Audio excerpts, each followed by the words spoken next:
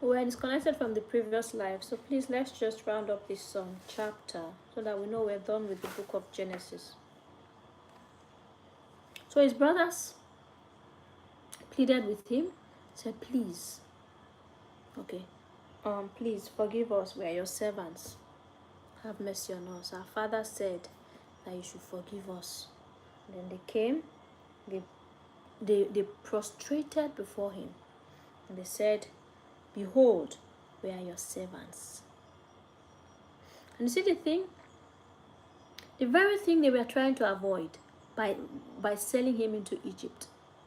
The very thing they were trying to avoid, the very reason why they sold him into Egypt was so that they will not have to bow down to him, was so that his dreams will not come to manifestation. Because they did not want to bow down to him. How could he, their younger brother, become head over them? But this is what they were doing now. They had bowed down and bowed down and bowed down and had gotten tired of bowing down. They had bowed and bowed and bowed.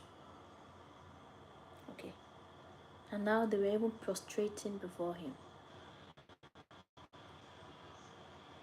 So what was the point? What was the point of putting themselves through years and years and years of emotional torture? What was the point of stealing their peace and joy by that wicked act? What was the point when they still ended up doing the exact same thing they were trying to avoid? They bowed and bowed and bowed and prostrated and prostrated and prostrated, and now finally their father had died. They came and they still prostrated. What was the point? It was pointless. It was pointless. It was pointless. Because you cannot stop destiny. And Joseph told them, said, do not be afraid. Am I in the place of God? Wonderful man. Say, do not be afraid, fear not, for am I in the place of God? I like the fact that Joseph understood that fact. Okay. He understood that fact that it is vengeance is the Lord's. And you should remember that. Remember that vengeance is the Lord's. Your own is to forgive and allow God repay the wicked for their evil against you.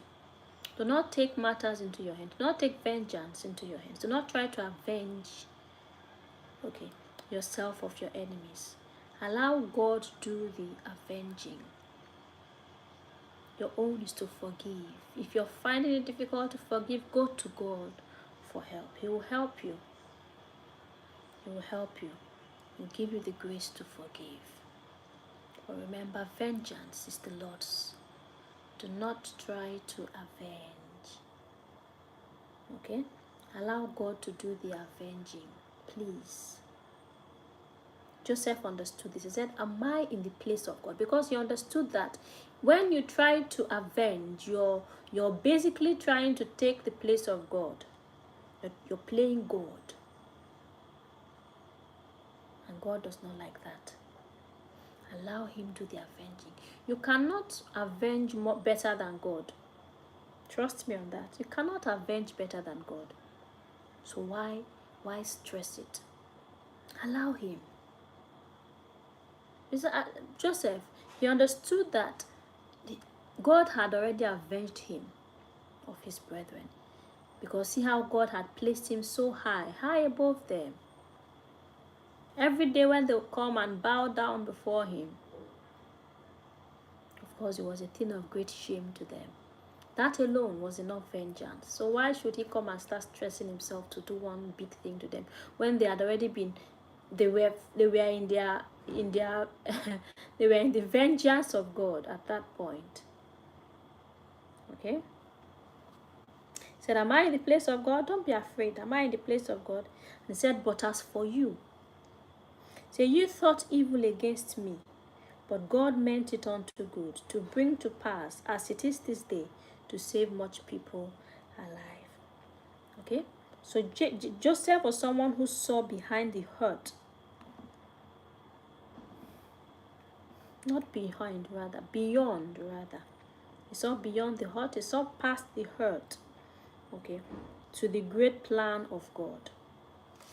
So yes, he was hurt by these people, but he saw that, he understood that they also helped to fulfill God's plan to preserve his family, to preserve lives. Okay? If they had not sold him into Egypt, perhaps he would not have found himself in Egypt. So he said, you thought it for evil. Of course, when they sold him into Egypt, they didn't sell him into Egypt because they wanted him to go and become the prime minister of Egypt, or the second in command, or the governor of Egypt. Of course not. They sold him into Egypt because they wanted him to become a slave and amount to nothing so that his dreams can die. But God had a different plan. So their plan was for evil, but God turned it for good. God used that same plan of theirs to bring about good. I pray that the Lord will do the same in your life. That area, that thing which people have done against you or are doing against you currently, with the aim of hurting you, with the aim of doing you evil, with the aim of doing you evil, I pray that the Lord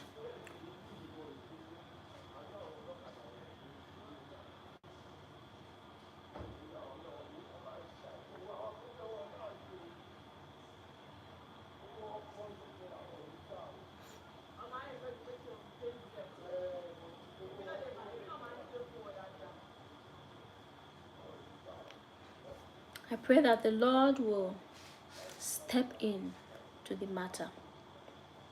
Okay. I pray that the Lord will step in. That area where people have hurt you or are hurting you, okay, whatever they're doing with the aim of, with evil in mind, that God will turn it for your good. That God will prove to them that he rules and reigns in the affairs of men. That when men try to hurt you, when men try to do you evil, that God will step into your matter and turn that evil around for your good, just as he did for Joseph. In Jesus' name. And then he told them, he said, don't be afraid, I will nourish you and your little ones. And he comforted them and he spake kindly unto them. Okay, he said, don't be afraid, I will continue to feed you and your families. Okay? He set their minds at ease. And then we're told that he lived in Egypt for the rest of his life, and he lived to be 110 years. And he saw Ephraim's children of the set. He saw the third. He saw his great grandchildren. Okay, so his great grandchildren. He saw Ephraim's children of the third generation, and then he saw also the children of Machir, the son of Manasseh. Okay, and when he was about to die, he told his brothers, he said, I'm about to die, but God will surely visit you, and he will bring you out of this land unto the land which he sware unto Abraham, to Isaac, and to Jacob, which was the land of Canaan. Okay, so Joseph was about to die and was telling his brothers, he said, God will visit you. I am dying, but God will visit you. He will bring you out of this land to the land, okay, which he promised to Abraham, Isaac, and Jacob. And he made his people swear that when God finally visits them and they leave the land, and they are leaving the land of Egypt, that they will carry his bones. Okay?